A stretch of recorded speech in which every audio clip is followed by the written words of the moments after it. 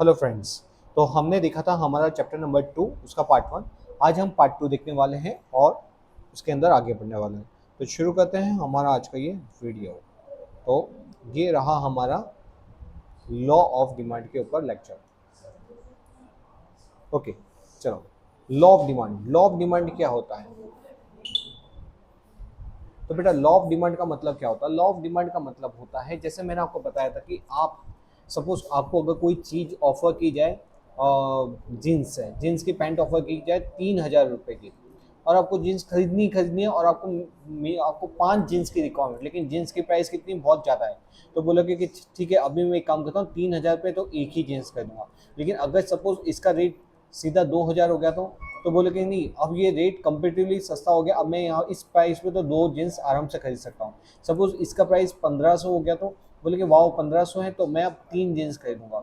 इसका price Diwali offer के कारण 1,000 रुपये हो गया तो उसके कारण आप बोलोगे कि मैं अब 4 जीन्स खरीदूंगा। सपोज वो आपके कोई रिलेटिव की शॉप निकली और उसने आपको कितने में ऑफर किया, 700 रुपये, तो आप बोलोगे मैं 5 जीन्स खरीदूंगा। मतलब क्या हुआ, कहने का मतलब हुआ कि अगर प्राइस क्या होता है, ज़्यादा होता है, तो डिमांड क्या होती है, कम होती है, सिर्फ एक। लेकिन जैसे जैसे प्राइस क्या होता है, कम होते जाता है, वैसे वैसे डिमांड क्या होती है, ज़्यादा होती जाती है। तो प्राइस प्राइस और डिमांड के बीच में कैसा रिलेशन है, इनवर्स रिलेशनशिप है। अरे बेटा, उसी को तो बोलते हैं लॉ ऑफ डिमांड। तो लॉ ऑफ डिमांड हमको सिंपली क्या बताता है, ये बताता है कि भाई प्राइस और डिमांड के बीच में, क्वांटिटी डिमांड के बीच में कैसा रिलेशनशिप है, वो रिलेशनशिप होता है इनवर्स। कैसा रिलेशन है, इनवर्स। अगर प्राइस बढ़े तो डिमांड, और अगर प्राइस घटे तो डिमांड बढ़ेगी। ठीक है।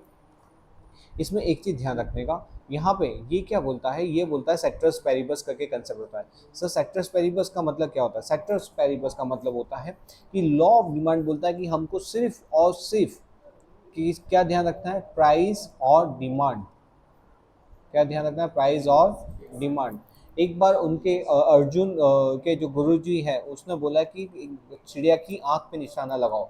तो पहले क्या किया, बाकी शिष्यों को दिया, तो शिष्यों ने निशाना लगाते तो बोलते थे तुमको क्या दिख रहा है, बोलता था मेरे को पेड़ दिख रहा है, मेरे को आसमान दिख रहा है, मेरे को चिड़िया दिख रही है। मतलब क्या, सभी को या तो चिड़िया पेड़ की टहनी दिखाई देती थी, या तो चिड़िया का पूरा चिड़िया दिखाई देती थी, और आसमान दिखाई देता तो उसका बैकग्राउंड दिखाई देता था। लेकिन जब अर्जुन को पकड़ाया और अर्जुन ने जब तीर मारने के लिए कमान को देखा, कमान से देखा, तो उसको पूछा तुमको क्या दिखाई दे रहा। उसने बोला मेरे को सिर्फ और सिर्फ चिड़िया की आंख दिखाई दे रही। बोले और क्या दिखाई दे रहा? मेरे को और कुछ भी नहीं दिखाई दे रहा। फिर बोला कि अच्छा तो अब अपना तीर छोड़ो, और जैसे ही उसने तीर छोड़ता है वो जाके सीधा चिड़िया की आंख पे लगता है।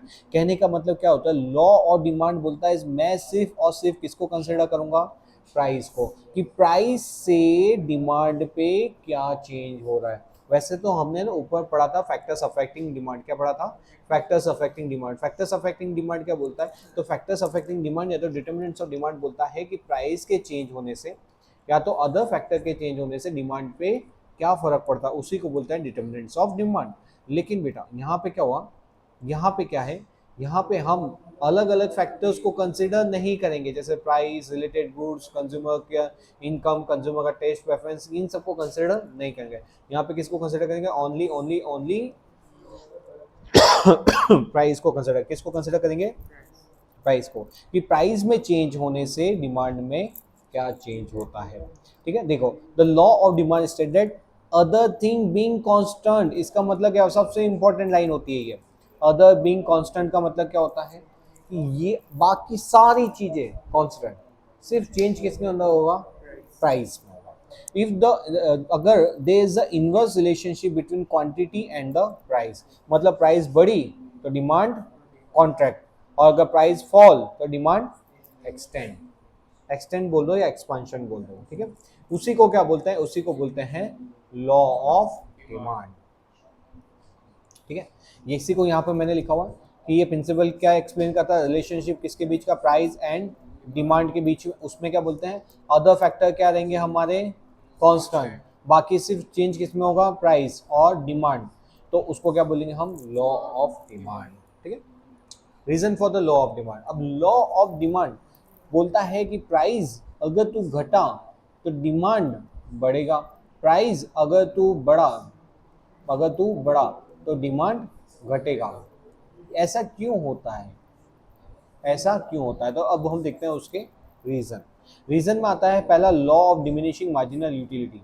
ये क्या होता है मार्जिनल यूटिलिटी? मतलब कोई भी चीज जब हम खरीदते जाते हैं ना, तो क्या होता है जैसे हमने ना एक कोई कोई खाने पे गए और वहाँ पे क्या बोला कि अगर एक चीज खा, जैसे हमने कोई एक रसगुल्ला लिया, वो 20 रुपए का, तो हमने वो खाया, हमको अच्छा लगा। लेकिन अब नेक्स्ट टाइम अगर बोलोगे कि सेम 20 रुपए दोगे तो दूसरा रसगुल्ला मिलेगा, तो हम बोलेंगे नहीं नहीं, अब कुछ और ट्राई करते हैं। लेकिन क्या होगा, अगर उसको बोला जाएगा कि नहीं, अगर आपने पहला रसगुल्ला 20 रुपए में खाया है, तो हम आपको दूसरा जो रसगुल्ला है वो कितने में देंगे? 15 रुपए में देंगे।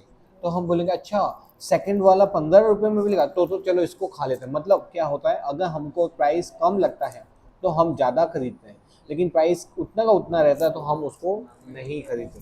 मतलब जैसे जैसे प्राइस कम होते जाता है वैसे वैसे हम डिमांड बढ़ाते जाते हैं। तो ये क्या होता है? Because of law of diminishing marginal utility. Law of diminishing marginal utility क्या बताता है? We assume more and more units of a commodity and unit derive from each successive unit goes on decreasing. इसका मतलब क्या हुआ? इसका मतलब ये हुआ कि यूटिलिटी है ना, utility of successive goes on decreasing. Marginal utility क्या बताइए? अभी तुम्हारा आने वाला बाकी है कंसेप्ट मार्जिनल यूटिलिटी। बाकी वो बोलता है कि जैसे जैसे आप चीज़ों को कंज्यूम करते हैं ना, उसमें से जो मिलने वाली यूटिलिटी है कम होती जाती है। जैसे मैं आपको बताता हूँ, आपने ना करीबन सपोज 1 महीने से पिज़्ज़ा नहीं खाया हो, ठीक है? अब 1 महीने से पिज़्ज़ा नहीं खाया, तो फर्स्ट स्लाइस खाओगे तो आपको ज़्यादा अंदर आएगा कि नहीं आएगा?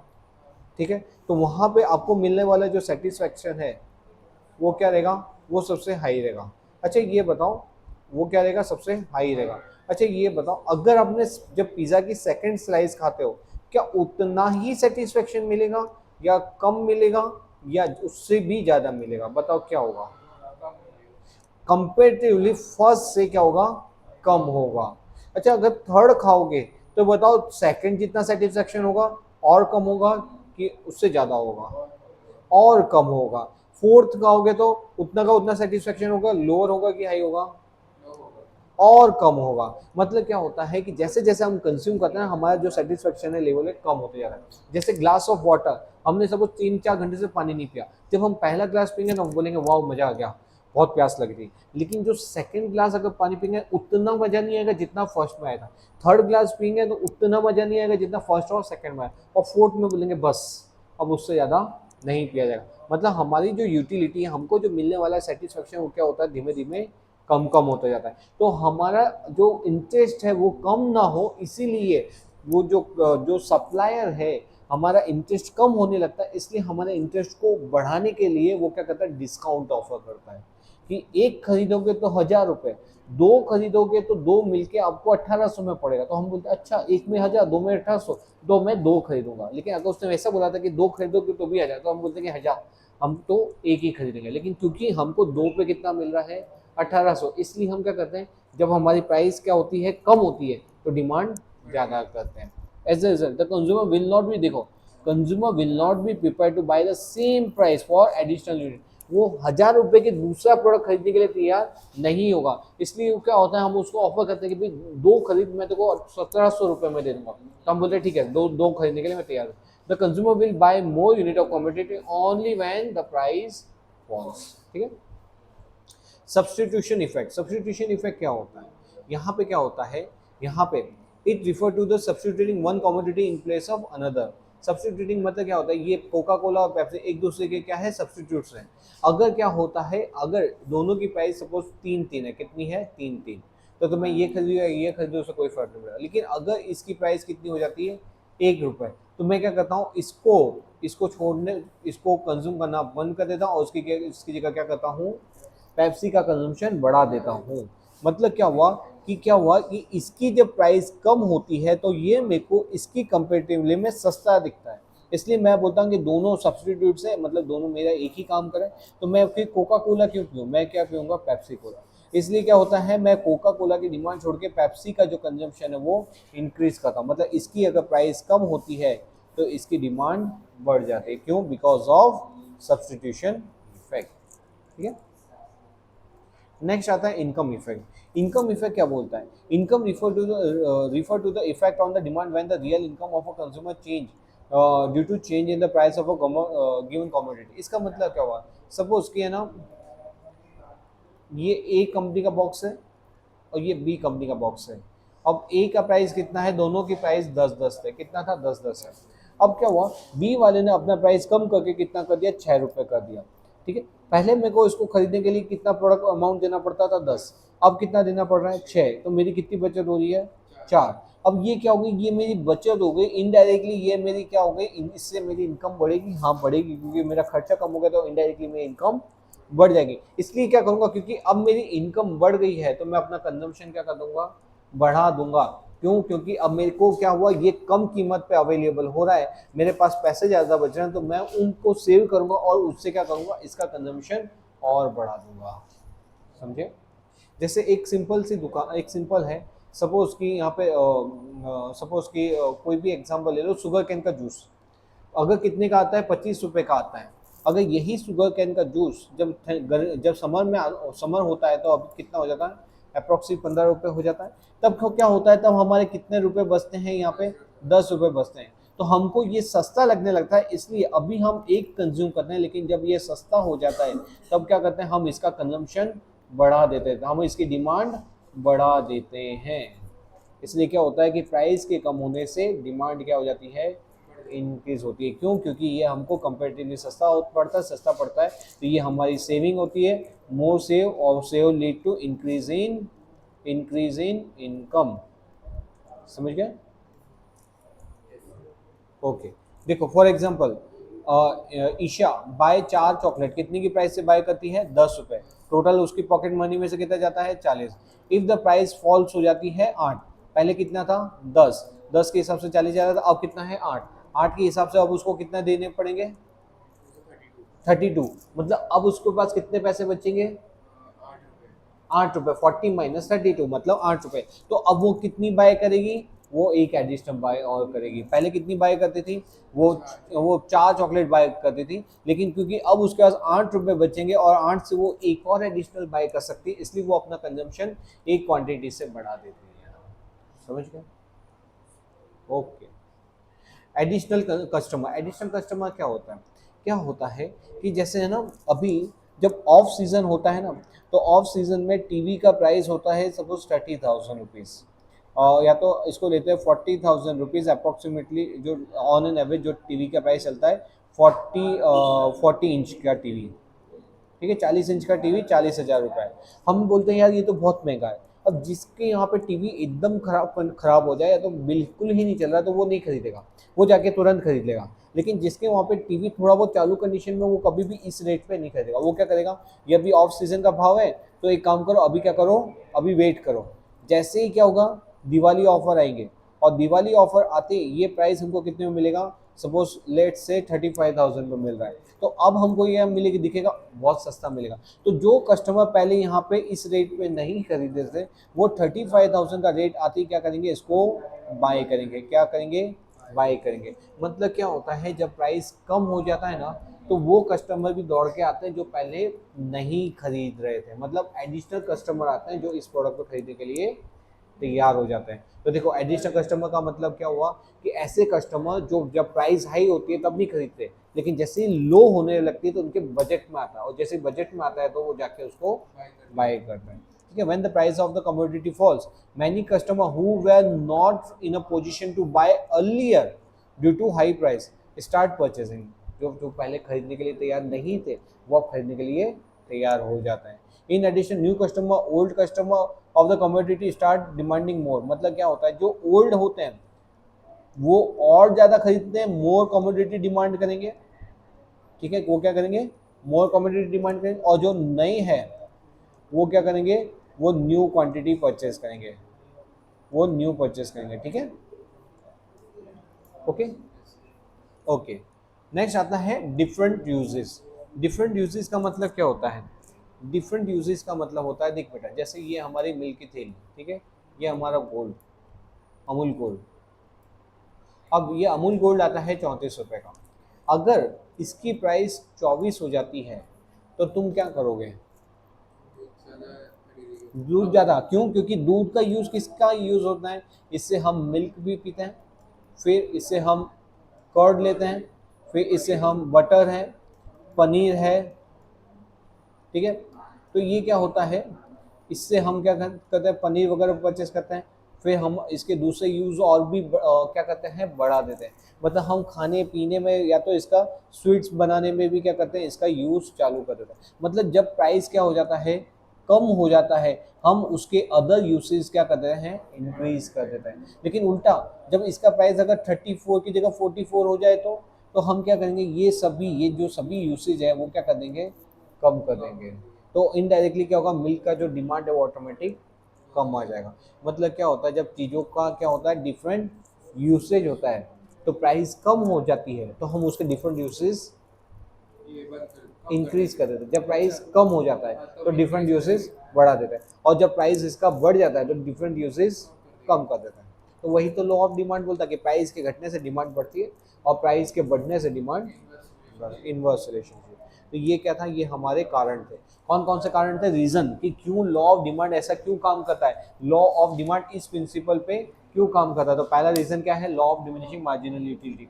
डिमिनिशिंग मार्जिनल यूटिलिटी मतलब क्या, कि हमारी जो यूटिलिटी, हमारा जो सेटिस्फैक्शन है वो हर एक कमोडिटी से क्या होता है, कमोडिटी कम होते जाता है। इसीलिए दुकान वाला क्या करता है, क्योंकि हमारी सेटिस्फैक्शन कम होता है तो हम बाय नहीं करते, इसलिए वो हमको क्या करता है, ऑफर करता है ज़्यादा प्राइस की, ज़्यादा खरीदो ज़्यादा ऑफर मिलेगा। तो हम क्या करते हैं, वैसे तो हम नहीं खरीदते, लेकिन अब क्या हो रहा है, हमको ज़्यादा खरीदने में ज़्यादा ऑफर मिल रहा है तो हम उससे खरीदेंगे। तुमने कई शॉप पे देखा होगा, वहाँ पे क्या लिखा होगा, purchase purchase above 15,000 and get 15,000 and get 20% discount. अब हम जब गए थे दुकान पे तो हम कितने का सोच के गए थे कि हम कितने का परचेस करेंगे, सपोज 2,000 से लेके 5,000 तक के बीच का परचेस करेंगे। लेकिन हम बोलते हैं अरे रे, कितने पे, 15,000 पे 20% का डिस्काउंट है। एक काम करो, जो बाद में खरीदने वाले थे वो भी अभी खरीद लो, क्योंकि हमको कितना डिस्काउंट मिल रहा है, 20% का। इसीलिए हम क्या करते हैं, उस चक्कर में ज़्यादा खरीदते हैं। अदरवाइज हम, अगर ये ऑफर नहीं होता तो हम कितना खरीदते हैं, 2 से 5,000 के बीच में खरीदते हैं। मतलब हमारी जो यूटिलिटी है वो जब हम चीज़ों को खरीदते हैं तो डिक्रीज होती है, इसलिए हम नहीं खरीदते हैं।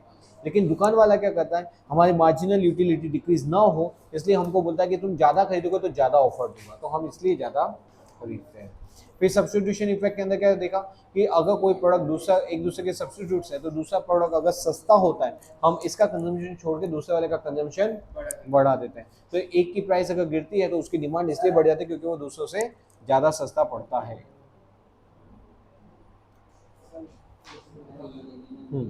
तो देखो अब है ना, फिर हमने क्या देखा, इनकम इफेक्ट। इनकम इफेक्ट में क्या होता है, जब एक प्रोडक्ट जब सस्ता हो जाता है तो हमारी सेविंग बढ़ती है, सेविंग बढ़ते ही इनडायरेक्टली हमारी इनकम बढ़ती है, इसलिए हम क्या करते हैं, उसका कंजम्पशन बढ़ा देते हैं। फिर एडिशनल कस्टमर, एडिशनल कस्टमर मतलब क्या, ऐसे कस्टमर जो हाई प्राइस थी तब खरीदने के लिए तैयार नहीं थे, लेकिन अब क्या हो गई, प्राइस क्या हो गई, कम हो गई है, तो वो दौड़ते दौड़ते आते कि अब ये हमारे बजट में, और बजट में तो हम इसको खरीदेंगे। फिर डिफरेंट यूसेज में क्या था, कि जब क्या होता है, कोई चीज़ के डिफरेंट यूसेज होते हैं, जैसे मिल्क है, मिल्क के अलग अलग यूसेज है, तो जब क्या होता है, प्राइस कम हो जाए तो हम उसके यूसेज बढ़ा देते हैं, और जब क्या होता है, प्राइस बढ़ जाता है तो हम बोलते हैं बहुत महंगा, हम उसके डिफरेंट यूसेज कम कर देते हैं। ठीक है, ये हमने क्या देखा, रीजन। रीजन किसके दिखे, law of demand. Basically law of demand बताओ किस पे काम करता है, और किसके बीच में, प्राइस और डिमांड। इसको दूसरी चीजों से कोई मतलब नहीं है, ये सिर्फ और सिर्फ किसको फोकस करता है, प्राइस और डिमांड को, कि प्राइस के चेंज होने से डिमांड पे क्या फर्क पड़ता है, वही बताता है लॉ ऑफ डिमांड। और अल्टीमेटली इसने ये बताया कि प्राइस और डिमांड में इनवर्स रिलेशनशिप होता है, और नीचे क्या बताया, इसके कारण बताए। ठीक है, अब हम देखते हैं हमारा नेक्स्ट, यहाँ पे assumption of law of demand. अब ये एजम्पशन क्या है, अरे बेटा जो ऊपर ही तो हमने देख लिया, बाकी सारी चीजें क्या होगी, कांस्टेंट। चेंज सिर्फ किस में होगा, प्राइस और डिमांड में, वही यहाँ पे लिखा हुआ है। Price of a related goods not change, फिर यहाँ पे expectation of consumer no change, income of a consumer no change, फिर टेस्ट एंड प्रेफरेंस कांस्टेंट, मतलब बाकी सब चीजें नो चेंज। वही तो क्या हो गया, इसका एजम्पशन हो गया। अब आते हैं हमारे नेक्स्ट टॉपिक के ऊपर, ये क्या है, exception of the law of demand. अब लॉ ऑफ डिमांड का एक्सेप्शन क्या बोलता है, तो लॉ ऑफ डिमांड का एक्सेप्शन है गिवन गुड्स। बेटा ये गिवन गुड्स क्या होता है, गिवन गुड्स मतलब ऐसे गुड्स होते हैं जो क्या होते हैं, पहले पुराने टाइम पे कुछ गुड्स ऐसे थे, ये one kind of inferior goods होता है। देख मैं बताता हूँ, यहाँ पे ना गिफन गुड्स मतलब क्या था कि पुराने टाइम, ये है ना एक सर रॉबर्ट गिफन ने कंसेप्ट दिया था। सर रॉबर्ट गिफन ने क्या कंसेप्ट दिया था कि उन्होंने देखा कि कुछ लोग जो है ना गरीब होते हैं, और वहाँ पे हमारे यहाँ पे जैसे रोटी चलती है वहाँ पे चलती है ब्रेड। जब ब्रेड का प्राइस है ना बढ़ने लगता था, तो वो ब्रेड के वहाँ पे उनका कोई सब्स्टिट्यूशन होता नहीं है। मतलब क्या कि वो ऐसा नहीं है जैसे हम यहाँ पे क्या खाते हैं, रोटी खाते हैं, मक्का खाते हैं, बाजरे खाते हैं, वहाँ पे सिर्फ और सिर्फ लोग क्या खाते हैं, ब्रेड खाते हैं। और ब्रेड के अंदर क्या होता है कि जब ब्रेड का प्राइस बढ़ने लगता है ना, तो क्योंकि अब इसका प्राइस बढ़ रहा है, लोगों के पास कोई ऑप्शन नहीं है कि इसका कोई अल्टरनेट परचेस करें, क्योंकि इसका कोई अल्टरनेट नहीं होता। तो अगर प्राइस बढ़ जाएगा और बढ़ते बढ़ते अगर आसमान तक पहुंच जाएगा, तो जो गरीब लोग हैं वो क्या करेंगे। इसलिए वो क्या करते हैं, जैसे ही इसका थोड़ा भी प्राइस बढ़ता है ना, ये इनकी क्वांटिटी क्या करते हैं, ज़्यादा से बढ़ा देते हैं। क्यों बोलते हैं कि अभी तो प्राइस 10% बढ़ा है, अगर ये 10 का अगर 25% हो गया तो हमारी जेब पे बहुत फर्क पड़ेगा, क्योंकि हम इतना अफोर्ड नहीं कर पाते, क्योंकि वो लोग कौन से होते हैं, लोअर मिडिल क्लास लोग होते हैं। इसलिए क्या करते हैं, जैसे प्राइस में थोड़ा सा भी मूवमेंट आता है ना, वो क्वांटिटी को ज़्यादा से बढ़ा देते हैं और उसको स्टोर कर देते हैं। तो यहाँ पे क्या होता है कि जैसे ही प्राइस बढ़ता है, वैसे तो रूल क्या होना चाहिए कि प्राइस के बढ़ने से क्वांटिटी क्या होनी चाहिए, कम होनी चाहिए। लेकिन गिफन गुड्स, ये गुड्स कैसे होते हैं, ये इन्फीरियर क्वालिटी के होते हैं। कैसे होते हैं, इन्फीरियर मतलब लो क्वालिटी के होते हैं। और जैसे क्योंकि जो लो मिडिल क्लास है वो इसको कंज्यूम करते हैं, इसलिए उनके पास कोई अल्टरनेट नहीं होता, इसलिए वो क्या करते हैं, थोड़ा सा भी प्राइस बढ़ता है उसकी क्वांटिटी ज़्यादा से बढ़ा देते हैं। तो यहाँ पे क्या होता है, लॉ ऑफ डिमांड काम नहीं करता, काम नहीं करता। तो ये इसको ये देखा हम exception of law of demand, उसमें पहला क्या देखा, गिफन गुड्स। गिफन गुड्स के अंदर क्या होगा, यहाँ पे law of demand does not apply. Next आता है प्रेस्टिजियस गुड्स। प्रेस्टिजियस गुड्स का मतलब क्या होता है, प्रेस्टिजियस गुड्स का मतलब होता है ऐसे गुड्स जो बहुत ज़्यादा महंगे हैं। जैसे ये बताओ कि डायमंड, अब अगर या तो लैम्बोर्गिनी कार, ठीक है, अब लैम्बोर्गिनी की कार की वैल्यू है सपोज 4 करोड़, कितना है, 4 CR। अब ये 4 CR की प्राइस बढ़ के 4.10 CR मतलब 10 लाख से बढ़ गई, तो क्या जो ये कार को खरीदने जाएगा वो रुक जाएगा, अरे यार 10 करोड़ बढ़ गई है, अब खरीदूं कि नहीं खरीदूं, वो ऐसा सोचेगा क्या कि काम करता हूँ, ये 10 लाख बढ़ गया है ना, ये 10 लाख जब कम हो जाएगा वापस से 4 करोड़ हो जाएगी ना, तब मैं इसको खरीदूंगा, ऐसा सोचता है क्या। जो व्यक्ति 4 करोड़ अफोर्ड कर सकता है, तो उसके लिए 10 लाख बड़ी हुई वैल्यू कोई मायने रखती है, नहीं रखती है। इसका मतलब क्या हो गया कि यहाँ पे जो लोग, जो प्रेस्टिजियस गुड्स के अंदर क्या होता है कि अगर 4 करोड़ की प्राइस बढ़ के 4 करोड़ सपोज 5 लाख रुपए हो जाते, कितने, 4 करोड़ 5 लाख रुपए हो जाती है, तो उसको 5 लाख जो ये बढ़े ना, उससे कोई फर्क नहीं पड़ता। मतलब प्रेस्टिजियस गुड्स के अंदर क्या होता है, अगर प्राइस बढ़े भी ना, तो क्वांटिटी डिमांडेड कम नहीं होती, इसी को तो बोलते हैं exception of law of demand. ठीक है, कि यहाँ पे प्राइस बढ़ने से क्वांटिटी कम नहीं होती।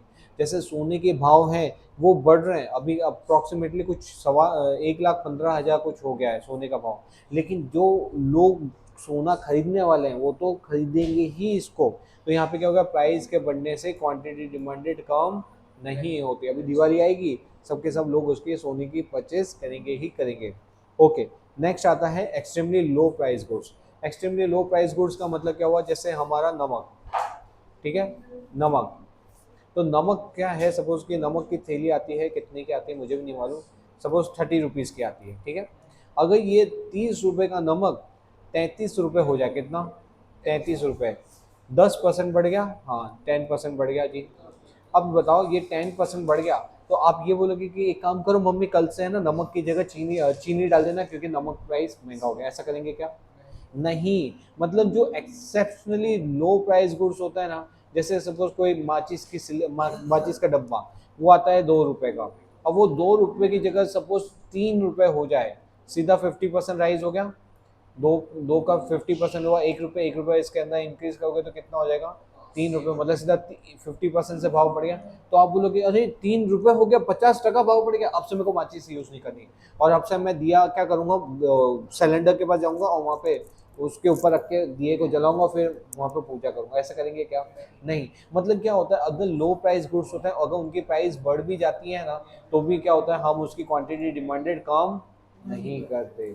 इसलिए तो उसको क्या बोला जाता है, exception of law of demand. समझ गए? तो बेटा हमने क्या देखा, हमने देखा गिफन गुड्स। गिफन गुड्स के अंदर क्या देखा, गिफन गुड्स के अंदर देखा कि ऐसे गुड्स जिसके अंदर क्या होता है वो इंफीरियर नेचर के होते हैं, और उनकी अगर प्राइस बढ़ भी जाती है तो लोग बोलते हैं हम खाएंगे क्या, हम और प्राइस ना बढ़े इससे पहले इसको क्या करो और खरीदो। मतलब प्राइस के बढ़ने पे भी हम क्या करते हैं, उसकी डिमांड बढ़ा देते हैं। फिर नेक्स्ट प्रेस्टिजियस गुड्स। अगर अगर प्रेस्टिजियस मतलब डायमंड या तो महंगी कारें, उनकी प्राइस बढ़ती है ना, हम उनका कंजम्पशन कम नहीं करते हैं, उसको खरीदते हैं। एक्सट्रीमली लो प्राइस, बहुत ज़्यादा प्राइस कम है तो क्या होता है, फिर हम बोलते हैं ठीक है ना यार, 2 रुपये बढ़ गए, उसके अंदर कौन झंझट मारी करेगा, आपने तो खरीद लो। मतलब क्या होता है, एक्सट्रीमली लो प्राइस गुड्स के अंदर भी प्राइस बढ़ने पे हम उसकी डिमांड कम नहीं करते। ओके, वाई डज डिमांड का स्लोप डाउनवर्ड? इसका मतलब क्या होता है, हमारा जो डिमांड का बनता है वो कैसा बनता है, डाउनवर्ड स्लोपिंग होता है। ठीक है, कैसा होता है, डाउनवर्ड स्लोपिंग। तो वो होता है पहला तो law of diminishing marginal utility. मतलब क्या होता है, मार्जिनल यूटिलिटी के कारण क्या होता है, हम जब ज़्यादा प्राइस होती है तो कम कंज्यूम करते हैं, और जब कम प्राइस होती है तो ज़्यादा कंज्यूम करते हैं। तो ये किसके कारण होता है, लॉ ऑफ मार्जिनल यूटिलिटी के कारण। दूसरा कौन सा आता है, इनकम इफेक्ट। इनकम इफेक्ट का मतलब क्या हुआ कि बेटा जब हम प्राइस ज़्यादा होते हैं ना, सपोज यहाँ पे 40 रुपये, यहाँ पे 10 रुपये, ठीक है, जब प्राइस ज़्यादा होगी तो हमारे पास इनकम ज़्यादा बचेगी, कम बचेगी, कम बचेगी। तो हम बोलेंगे कि हम क्वांटिटी कम खरीदेंगे। लेकिन जब प्राइस क्या हो जाएगी, कम हो जाएगी, तो हमारे पास पैसे ज़्यादा बचेंगे, कम बचेंगे, ज़्यादा बचेंगे। तो हम बोलेंगे हम क्या करेंगे, क्योंकि अब हमारे पास ज़्यादा पैसे बच रहे हैं तो हम डिमांड ज़्यादा करेंगे। नेक्स्ट आता है सब्सटीट्यूशन। यही तो हमने ऊपर पढ़े थे, सब्सटीट्यूशन इफेक्ट। सब्सटीट्यूशन क्या बोलता है, अगर दो प्रोडक्ट हैं, अगर एक प्रोडक्ट 10 रुपये का वही सेम प्रोडक्ट तो दूसरी कंपनी का 8 रुपये में पड़ रहा है, तो हम क्या बोलते हैं, दोनों में टेस्ट सेम, क्वालिटी सेम, सब कुछ सेम, तो हम बोलते हैं 10 का क्यों खरीदूं, मैं तो 8 का खरीदूंगा। मतलब क्या होता है, जब सब्सटीट्यूशन इफेक्ट क्या होता है, जब सब्सटीट्यूशन इफेक्ट होता है तो अगर दूसरे प्रोडक्ट की प्राइस कम होती है तो उसकी डिमांड क्या हो जाती है, बहुत ज़्यादा बढ़ जाती है। इसलिए क्या होता है कि वहाँ पे हमारा को डाउनवर्ड स्लोपिंग कर्व देखने को मिलता है। नेक्स्ट है size of a consumer group. अगर कंज्यूमर ग्रुप क्या होता है आपका ज़्यादा होता है तो डिमांड ज़्यादा होती है। नेक्स्ट आता है डिफरेंट यूसेज। ये सारे टॉपिक हमने ऊपर अभी जस्ट कंप्लीट किए। डिफरेंट यूसेज के कारण क्या होता है, अगर प्राइस थोड़ी भी कम होती है हम डिफरेंट यूसेज बहुत ज़्यादा से बढ़ा देते हैं, इसलिए क्या होता है, उसका नेगेटिव डिमांड कर्व होता है।